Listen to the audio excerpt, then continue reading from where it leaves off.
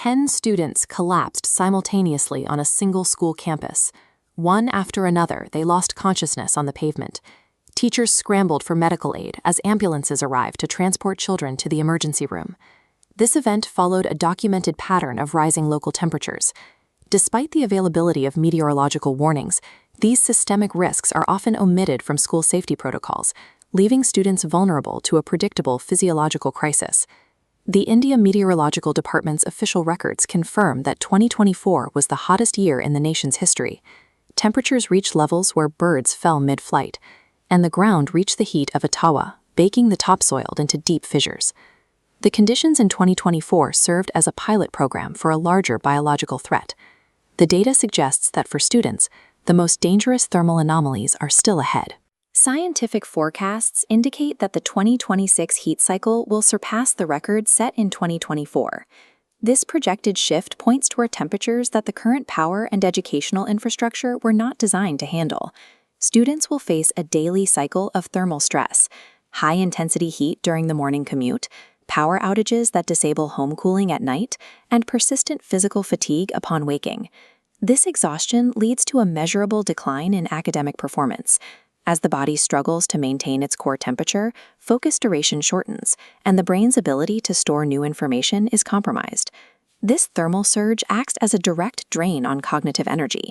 It impacts memory retention and decision-making speeds, placing a biological ceiling on a student's career potential. The driver behind this thermal escalation is a specific climatic mechanism, El Niño. Under typical conditions, trade winds move across the Pacific Ocean, functioning as a natural cooling system for the water. But during an El Niño event, this wind pattern stops. Without it, the Pacific surface rapidly warms, disrupting weather globally. This thermal map from NASA and JPL illustrates the scale of the shift. The white and deep red areas represent a massive plume of heat energy accumulating in the ocean, which will eventually be released into the atmosphere. For India, this oceanic warming correlates with a severe decline in monsoon rainfall. The moisture is replaced by dry, high-velocity winds that turn agricultural lands and urban centers into high-temperature zones. When these global currents shift, students are the most exposed demographic.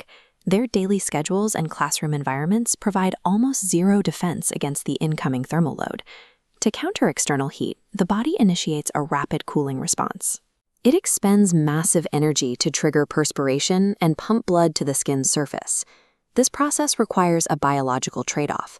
To prioritize cooling the skin, the body reduces the volume of oxygen-rich blood reaching the brain.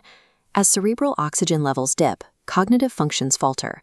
Focus dissolves, memory recall slows down, and the nervous system becomes increasingly reactive and irritable.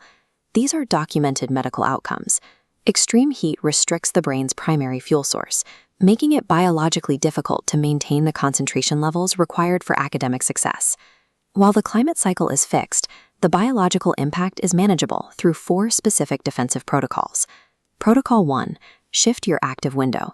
Avoid cognitively demanding tasks between 12 p.m. and 5 p.m. Move high-focus study sessions to 5 a.m. or after 6 p.m. when the thermal load on the brain is at its lowest. Protocol 2. Replace lost electrolytes. Perspiration removes essential salts and minerals from the bloodstream. Drinking ORS or coconut water daily prevents the drops in blood pressure that cause midday fainting. Protocols 3 and 4 focus on environmental stability. An inverter ensures that fans remain operational during grid failures, and using reflective covers on water tanks keeps the household water supply at a lower baseline temperature. These adjustments are not about comfort. They are requirements for maintaining the blood oxygen levels necessary for a functional brain during a thermal crisis. The 2026 El Niño is a documented climatic cycle with a projected trajectory. Resilience in this environment depends on early adaptation. Students who adjust their schedules and hydration protocols now will maintain their cognitive edge while others succumb to the thermal load. The data for 2026 is clear. Preparation determines your academic outcome. Implement these protocols today